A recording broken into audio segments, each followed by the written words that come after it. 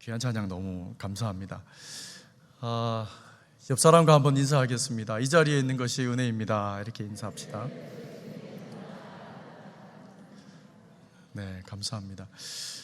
오늘 제가 이 예배당으로 오면서 이렇게 뵀는데 우리 권사님, 집사님, 성도님들이 엉금엉금 막 기어 올라오고 있으세요. 눈길이 미끄러운데 얼마나 감동이 되는지 몰라요. 네. 인생살이가 참 이런데 믿음 붙잡고 천국 가는 그날까지 이런 모습이지만 그저 주님을 사랑하는 뜨거운 마음 때문에 이 눈길이라도 막을 수 없는 것을 믿습니까? 그래서 이 자리에 오신 모든 분들 정말 말씀으로 함께 은혜 받는 시간 가지시기를 바랍니다. 여러분 성탄절 그러면 예전에 여러분 한번 생각해 보십시오. 어떻게 준비하셨습니까? 특별히 우리 청년 때, 대학부 때 저도 기억이 나는데 이 대학생들이 성탄절 전날에 이제 다 모입니다. 모이면 그때 뭐 마니또 게임이 있어요. 옛날에 그거 이제 선물 이제 또 뭐 해가지고 큰 박스에 다시 다 모아놓습니다. 이름 적어가지고. 그래서 이 마니또가 누가 됐는지 발표할 때 되게 긴장돼요. 저분이 내 마니또였나? 이렇게 좋은 선물을 가지고 이렇게. 그래서 싫은 오빠가 또 그걸 선택하면 또 그 마음이 좀 섭섭하고 나 비싼 거 샀는데 막 이러고 그런 게임도 하고요. 그리고 남은 시간에 여러분 기억하세요? 포크 댄스 옛날에 음악 틀어놓고 새벽 한 2-3시까지 막 땀을 뻘뻘 흘리면서 포크 댄스 그 단순한 동작인데 율동 비슷한 동작인데 그거 막 몇 시간씩 땀을 흘리면서 그 야밤에 새벽까지 그렇게 즐깁니다. 그리고 이제 새벽 3시나 4시쯤 돼서 새벽성을 돌지요. 동네 이제 다니면서 이제 뭐 집사님, 권사님, 장로님 이런 분들 막 찾아다니면서 청년들이 새벽성을 돌아요. 그러면 초코파이도 주시고 오징어도 주시고 용돈도 주시고 막 그러세요. 그래서 막 모아가지고 또 가서 우리가 또 군것질도 하고 그랬죠.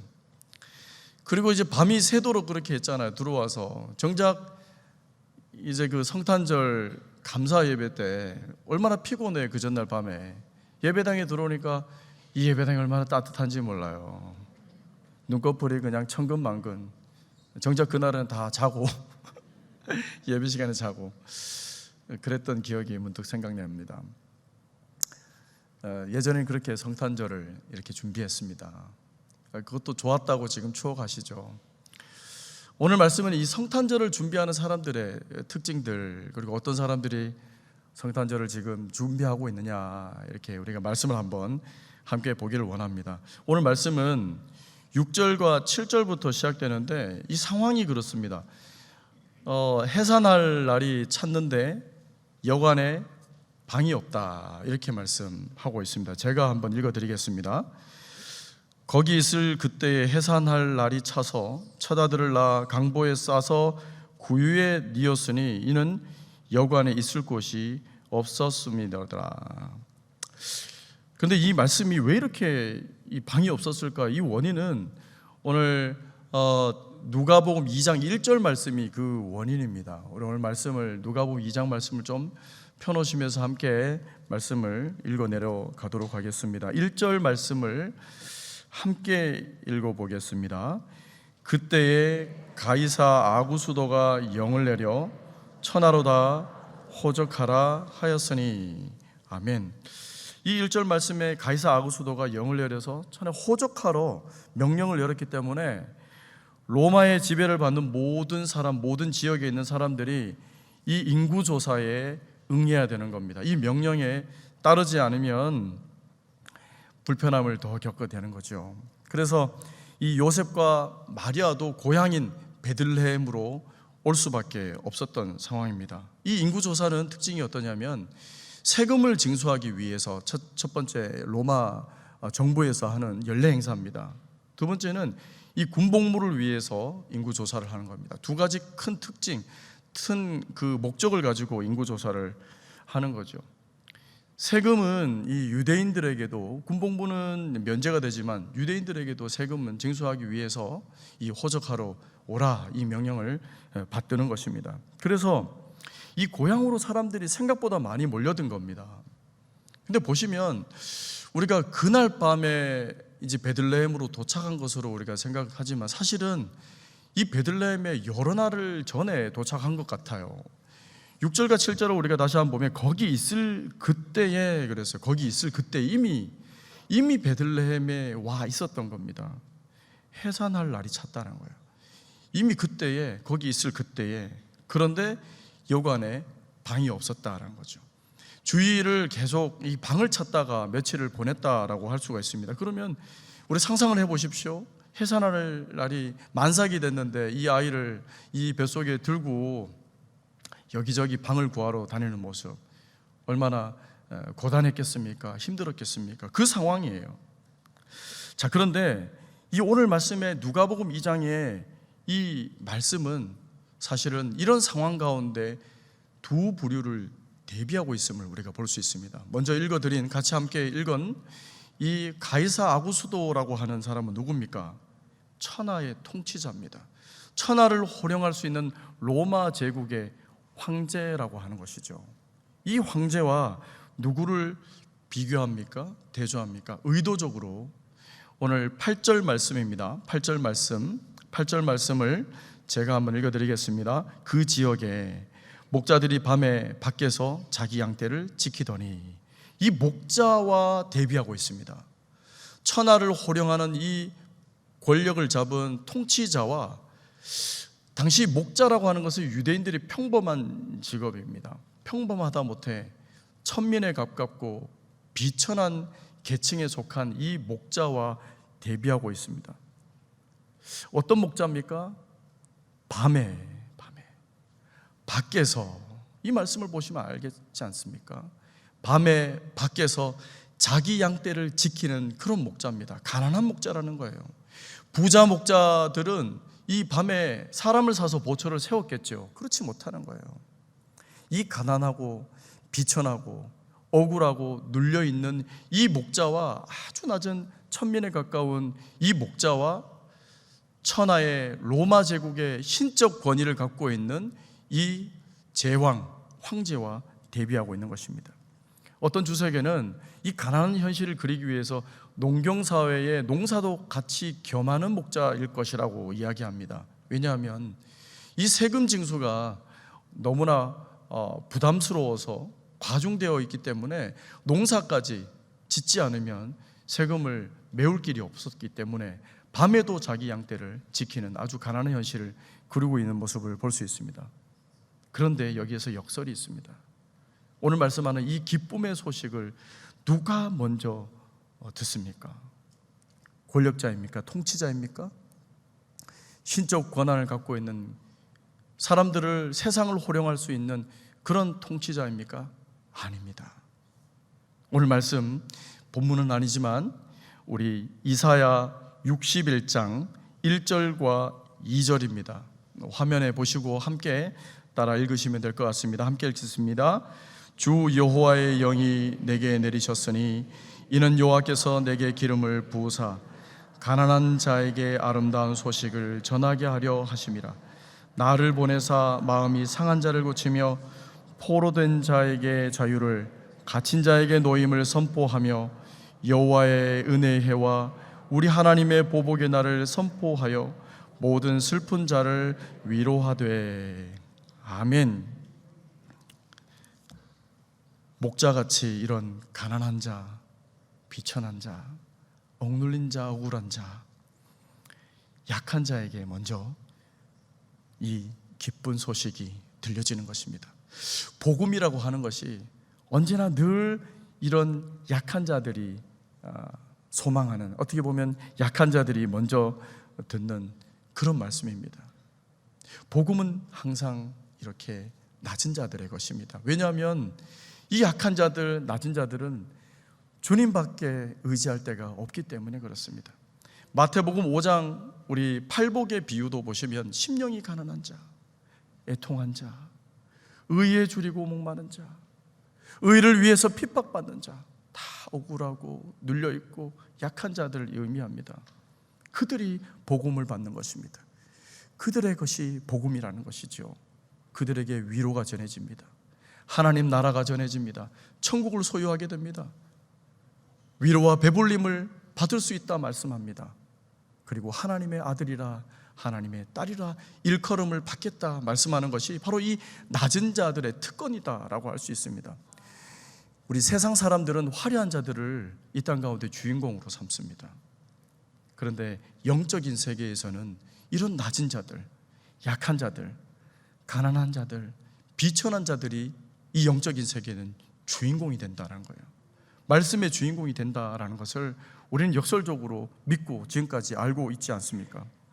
여러분, 여러분의 상황이 이 야밤에 춥고 배고픈 가운데 양을 지키는 목자들의 심정, 목자들의 상황입니까?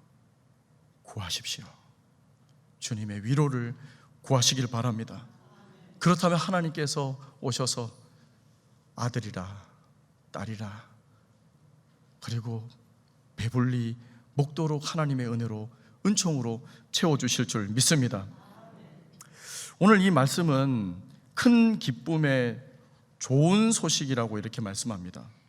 이 소식을 믿음으로 받는 자들이 바로 오늘 말씀의 주인공이 될 수 있다, 주인이 될 수 있다, 이 말씀을 하고 있는 것입니다. 이게 바로 우리가 믿는 신앙생활의 역설 아니겠습니까? 좋은 소식. 여러분, 소식과 소문이 있는데 소식은 사실 우리가 이해하기에는 사실의 바탕으로 둔 사실에 입각한 그런 내용들을 전하는 것, 그것이 바로 소식 아니겠습니까? 그런 의미로 우리는 이해하고 있는데 소문이라고 하는 것은 사실 입증이 안 된 불확실성에 입각한 내용들이 오고 가는 것입니다. 부정적인 의미로 쓰일 때가 많이 있죠. 참 소문이 참 무서운 건데 제가 몇 달 전에 이런 얘기를 들었습니다. 어떤 목사님 통해서 이런 얘기를 들었는데 최승도 목사님이 이 머리가 가발이라는 거예요. 제가 약간의 충격을 받았죠. 머리가 가발이라는 거예요. 지나온 그 교구 중에 누가 그러셨대. 그 교구 권사님이. 근데 그 목사님이 아니라고 얘기를 했는데도 옆에 있는 권사님이 한술 더 떠서 내가 봤노라 이렇게 얘기합니다. 뭘 보셨는지 제가 뚜껑을 열고 닫고 보셨는지 잘 모르지만 가발이라는 얘기를 들었어요. 예. 그 중구 영상 교구는 아니니라. 예. 지금 우리 교구는 아니고요. 지나온 교구인데 이 소문이 이렇게 무서운 겁니다. 사실은 좀 이따가 확인이 필요하신 분들은 오셔서 머리를 좀 잡아당겨 보시기 바랍니다.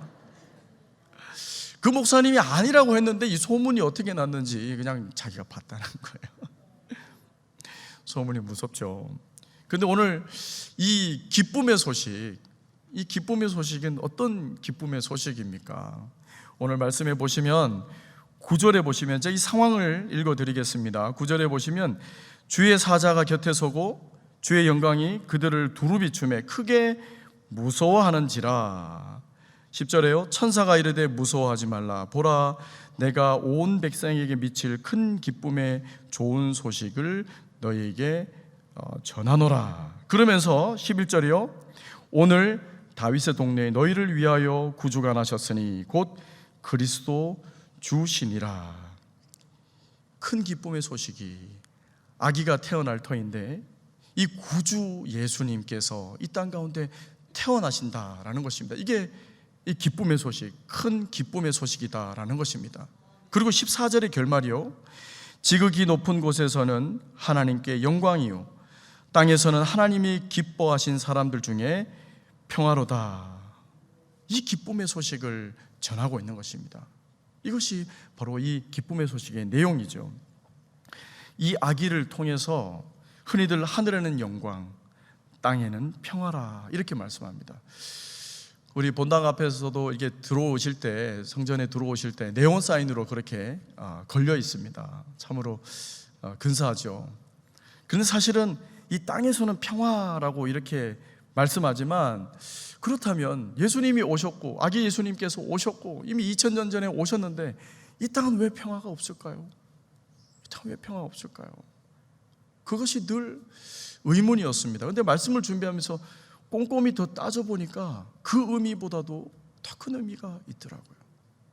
왜 이 땅에 평화가 오지 않는가? 예수님이 오셨다고 하는데, 평화를 주셨다고 하는데, 평화가 임하셨다고 하는데, 왜 이 땅에는 아직도 전쟁이 있고 기근이 있고, 사람들은 이렇게 많은 사람들이 우울증에 빠지고, 가정마다 공동체마다 다툼이 있고 시기와 미움이 있고 살인과 강포함이 있는 이 세상은 왜 여전할까?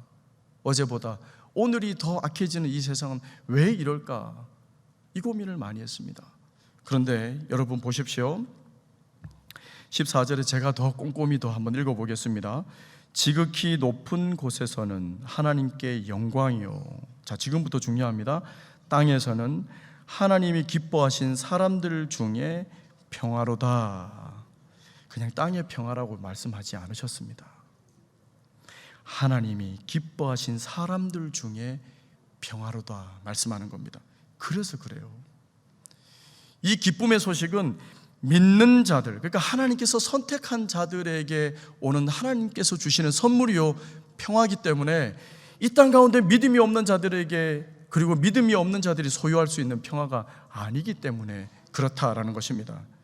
이 소식은 10절에 온 백성에 미칠 소식이라고는 말씀을 합니다. 온 사람들에게 선포되는 말씀이라고 합니다. 그런데 믿고 누리는 이 평화를 간직한 사람들은 극소수라고 말씀하는 거죠. 그렇다면 이 성탄절을 누가 누릴 수 있습니까? 성탄을 준비하면서 누가 이 평화를 경험할 수 있단 말입니까? 누가 주님을 맞을 준비를 하는 사람인가에 대한 질문으로 들어갈 수밖에 없습니다. 먼저는 이 말씀에 보시면 믿음이 있는 자들이 성탄을 준비한다는 거예요. 오늘 본문에 나오는 목자 같은 믿음이 있는 자, 이런 자들이 우리가 대림절, 그러면 성탄을 준비하는 기간 아니겠습니까? 그 절기입니다. 이 목자 같은 믿음이 있는 자들이 이 대림절을, 진정 대림절을 지키고 있는 것입니다. 성탄을 준비하는 자들이다, 이렇게 말씀하고 있는 것입니다. 이 기쁨의 소식을 믿음으로 받는 자, 예수 그리스도를 구주로 영접하고 평화를 경험할 수 있다 말씀하고 있는 것입니다. 이 목자들이 그러면 어떤 믿음을 갖고 있습니까? 11절입니다. 11절에 보면 다윗의 동네에 너희를 위하여 구주가 나셨다, 이렇게 말씀합니다. 그래서 15절에요, 천사들이 떠나고 난 이후에 목자들이 일제히 서로 말합니다. 베들레헴으로 가자, 이렇게 말합니다. 천사들이 베들레헴이라고 얘기하지 않았습니다. 다윗의 동네라고 얘기했습니다. 그런데 아는 거예요. 이미 믿음으로 받는 겁니다. 믿음이 있는 자들입니다. 성경을 아는 거예요. 다윗의 동네 그러면 베들레헴이라고 하는 것을 미가서 5장 2절의 말씀이 이미 알고 있는 겁니다. 그리고 베들레헴으로 가게 되는 것입니다. 그리고 어떻게 해요? 15절 후반절에 보시면 이 이루어진 일을 보자, 이렇게 합니다. 이 믿음으로 고백한 자들이 그 증거를 삼고 달려가서 그 믿음이 어떻게 되는지 보자, 말씀한 데 이루어지는지 아니 되는지 보자, 믿음의 반응 아닙니까? 16절은 또 보십시오. 16절에 빨리 가서라는 표현이 나옵니다. 빨리 가서. 이 목자들의 이 믿음을 다시 표현하는 그런 믿음의 표현의 방식, 내용이라는 것을 우리가 살펴볼 수가 있습니다. 사실 목자가 밤에 양을 지키는 것은 밤에 무슨 일이 일어나기 때문에 밤까지 양을 지키는 겁니다. 양이 얼마나 소중하겠습니까? 어쩌면 이 양이 재산의 전부일 수도 있습니다. 근데 그 양을 버려두고, 어떻게 해서 성경이 나오지 않아요. 빨리 가서 급히 갔다는 거예요. 대비해 두지도 않고 양을 버려두고 그냥 달려가서 이 일이 어떻게 되어지는지, 말씀대로 되는지 안 되는지, 들은 대로 되는지 안 되는지 그거 보려고 달려가고 있는 모습을 볼 수 있습니다. 믿음의 내용이 아니면, 믿는 자라고 하지 않으면 이렇게 응답할 수 없는 것이죠. 목자 같은 이 믿음을 가진 자들이 바로 이 대림절을, 그리고 성탄을 준비하는 자가 될 수 있다라는 것입니다. 그리고 20절에 이 믿음대로 들은 대로 된 것을 목도하고 20절의 목자들은 다 하나님을 찬양하고 영광 돌리고 그렇게 돌아갔다 말씀은 증거하고 있는 것입니다. 여기에 다른 인물도 나옵니다. 다른 등장인물이 나오는데 이 진리를, 기쁜 소식을 놀랍게만 여기는 사람들입니다. 소문으로 여긴 거죠. 18절에 한번 보시고 또 19절, 18절과 19절을 함께 한번 읽어보겠습니다. 18절 19절입니다. 듣는 자가 다 목자들이 그들에게 말한 것을 놀랍게 여기되 마리아는 이 모든 말을 마음에 새기어 생각하니라. 보십시오. 모든 자들이 이 말을 듣고, 이 목자들의 말을 듣고 놀랍게 여기되, 첫 번째는 이 구절이 다 믿음으로 반응하는구나 생각을 했습니다. 그런데 18절 마지막과 19절 처음 구절을 같이 연결해서 읽어보면 이 놀랍게 여기다는 것은 그냥 호기심에 그냥 반응하는 내용일 정도라고 하는 것입니다. 자, 보십시오. 19절과 18절 하반절 제가 읽어보겠습니다. 마리아는 이 모든 말을 마음에 새기게 생각하니라 그랬는데, 이 18절에 놀랍게 여기되 마리아는 이렇게 얘기합니다. 놀랍게 여기되 마리아는, 그들은 놀랍게 여기되 마리아는 반어법을 사용합니다. 마리아는 어떻게 해요? 마음에 새기어 생각하니라. 앞부분에 놀랍게 여기온 사람들이 있었지만 마리아는 그렇지 않았다는 거예요. 마음에 새기어 생각을 했다는 겁니다. 헬라어로 마음에 새기다라는 말은 슌테레오라는 말입니다. 간직하다, 다시 말하면 믿음의 내용입니다. 믿음은 들음에서 납니다. 그리고 듣고 생각하고 마음에 새기고 그리고 행동으로 옮기는 자들이 바로 믿음이 있는 자다라고 하는 것입니다. 마음에 새기는 자, 듣고 놀람으로 흘려보내는 자가 아니라, 이 소식을 소문으로 흘려보내는 것이 아니라 이 소식을 진리로 받아들이고 믿음으로 받는 자, 이 받는 자들이 바로 성탄을 준비하고 평안을 경험할 수 있다는 것입니다. 여러분, 성탄을 어떻게 준비하고 있습니까? 성탄을 믿음으로 준비하시기를 바랍니다. 이 믿음이 있다면 성탄의 주인이 주님인 것을 우리가 알게 된다라는 것입니다. 주님께서 이 땅에 오심의 의미를 아는 자들이다라는 것이지요. 사실 우리는 성탄에 아기 예수님께서 탄생하신 것에 집중할 때가 많이 있습니다. 성육신하신 아기 예수로 나심의 의미보다는 사실 우리를 구원하시기 위해서 이 땅에 구주로 오심을 더욱더 지켜야 된다라는 것이게 됩니다. 그래서 우리 믿는 자들에게 성탄은 예수 그리스도가 그저 나신 분이 아니라 우리를 위해서 오신 분이다라는 것입니다. 이것은 믿음이 없으면 이렇게 의미를 우리가 살릴 수가 없는 것입니다. 믿지 않은 자들도 예수 그리스도의 나심에 대해서 축하 행사를 합니다. 그 성탄절 해서 한몫을 잡습니다. 상업을 하신 분들은 이때, 기업들은 다 이때 물건팔이에 정신이 없는 거죠. 그런데 그들이 지키는 그런 것에 우리는 의미를 두는 사람들이 아닙니다. 왜냐하면 우리는 예수님께서 왜 오셨는지 그 믿음이 있는 자들이기 때문에 그렇습니다. 그래서 어떻게 보면 이 대림절을 겨울에 드리는 사순절이라고 말씀하기도 하는 것입니다. 왜냐하면 예수님의 오심을, 성탄을 준비하는 이 기간에 나심의 의미가 아니라 주님께서 이 땅 가운데 홀로 오셨던 구주로, 예수 그리스도 구주로 오셨기 때문에 이 사순절처럼 대림절을 지키고 기다리고 있는 것입니다.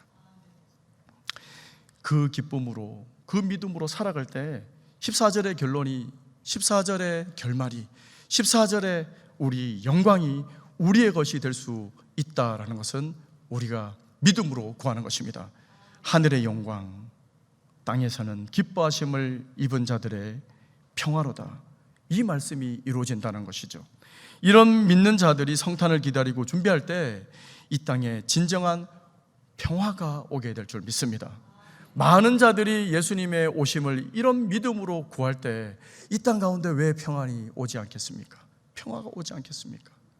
그래서 우리 모든 믿는 자들이 먼저 이런 평화를 구하고 이런 믿음으로 성탄을 준비하시기를 바랍니다. 마지막으로 이 성탄을 준비하는 사람은 가장 소중한 것을 드리는 자입니다. 소중한 것을 드리는 자라는 것은 이 우선순위를 생각하는 것입니다. 아브라함도 그랬어요. 이삭을 하나님께서 제물로 바치라고 한 것은 우선순위를 점검하라고 하는 하나님의 마음이 있었던 것입니다. 부자 청년에게 예수님께서 네가 부족한 것이 있다라고 얘기하면서 내 소유를 팔아서 가난한 이웃에게 다 나눠주라고 한 것도 우선순위를 점검하라고 한 얘기입니다. 향유옥합을 깨트려서 주님께 다 드렸던 그 여인에게도 이 바로 우선순위가 주님인 것을 알았던 그 믿음으로 하나님께 올려드렸던 자 아닙니까? 오늘 목자들도 마찬가지입니다. 우선순위가 주님께 있었기 때문에, 이 믿음으로 소중한 것을 드려야 하기 때문에 이 믿음의 발걸음으로 재촉했다는 거예요. 양은 버려두고, 소중한 양을 버려두고 더 소중한 주님을 위해서 내 것을 드려야 하기 때문에 달려갔다는 것입니다. 동방박사들도 드려진 예물을 보십시오. 값비싼 것입니다. 어쩌면 가장 소중한 것입니다. 주님께 드렸다는 것입니다. 우리가 말로만 성탄절을 기념하고 예배드리고 찬양하고 박수치고 그것이 아닙니다. 나의 가장 소중한 것을 드리는 자가 바로 성탄절을 진정 의미 있게 기리고 준비하는 자들이다. 말씀은 우리에게 증거하고 있는 것입니다. 초등학교 4학년 아이가 있었습니다. 이 아이가 장애를 갖고 있어요. 그래서 다른 같은 동학년 학급보다 한 2살, 3살 더 어린 정신연령을 갖고 있습니다. 말도 어눌하고 말도 더듬기까지 하는 거죠. 참 안타까운 거죠. 이 아이 덕구라는 친구가 있는데 학교에서 성탄절에 선곡을 준비하게 됩니다.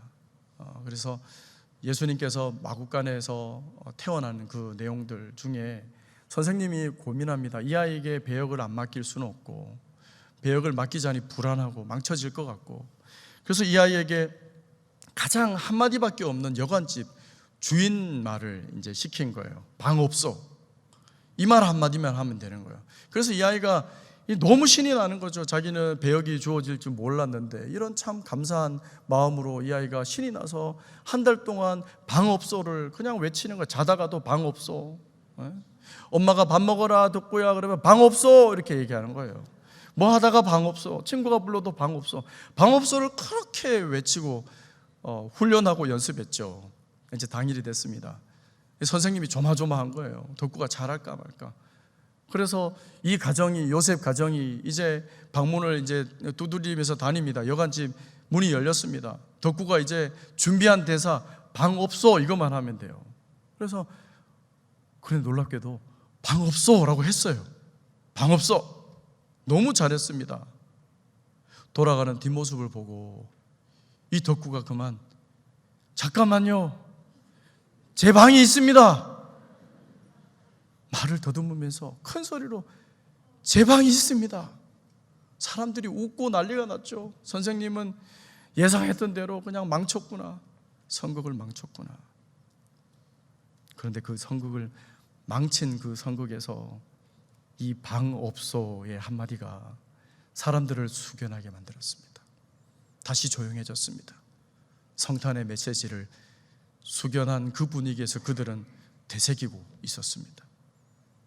성탄 연극은 끝이 나고 가장 많은 대사를 갖고 있었던 사람들이 주연이 아니라 오늘의 주연은 바로 덕구였습니다. 방 없어 한마디만 했던 덕구였죠. 덕구가 가장 소중한 것을 주님께 내어드렸다라는 것입니다. 여러분, 이 대림절 성탄절을 어떻게 준비하고 있습니까? 세상 젊은이들은 파티룸을 구하지 못해서 예약이 가득 찼다고 해요.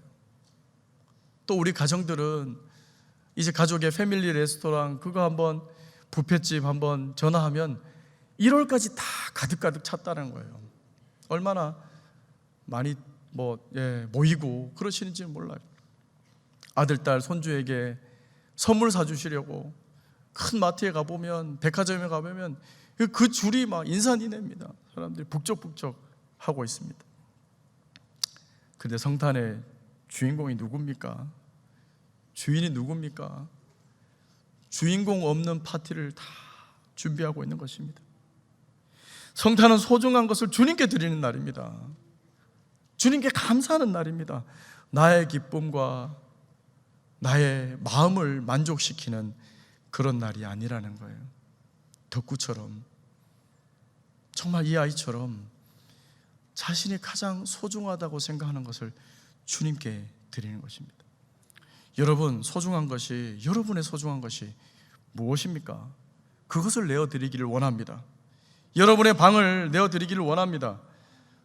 주님께서 어떻게 보면 여러분에게 가장 받고 싶은 성탄의 감사 예물 아니겠습니까? 가장 소중한 것을 받고 싶노라, 이렇게 말씀하고 있는 것입니다. 여러분의 방이 어떤 것이죠? 주님, 다른 것은 드려도 이것만은 제가 못 드리겠습니다. 이것만은 제가 내려놓을 수가 없습니다. 그것이 방입니다. 그것이 덕구가 드린 것입니다. 어떤 이는 재물의 방에 하나님께 드려야 됩니다. 이 드렸던 방에 주님을 모셔야 되지 않겠습니까? 어떤 이는 자존심의 방을 드려야 됩니다.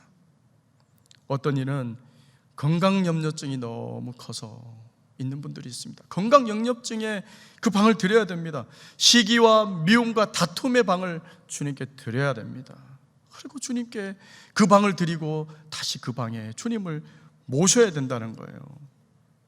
더러움의 방, 탐욕의 방, 추한 방, 음란의 방, 이 모든 것을 드리고 다시 주님께 올려드리면 깨끗게 하실 주님께서 오셔서 다 회복시켜 주시고 치유하시고 청결하게 해주시고 그 방의 주인이 되신다라는 것입니다. 우리가 드리지 못할 것이 무엇입니까? 우리가 정말 이것만은 안 됩니다 하는 것이 무엇입니까?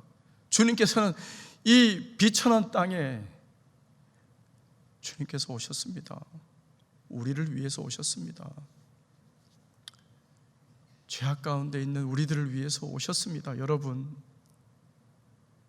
주님께서 이 땅에 태어나시는 것은 이 죽음을 앞두고 있는 33살까지 살이라고는 누가 알았겠습니까? 마리아도 예측했겠습니까? 태어난과 동시에 죽음을 염두한 성탄절입니다. 돌아가시기 위해 오신 이 성탄절을 우리가 못 내어드릴 게 무엇이겠습니까?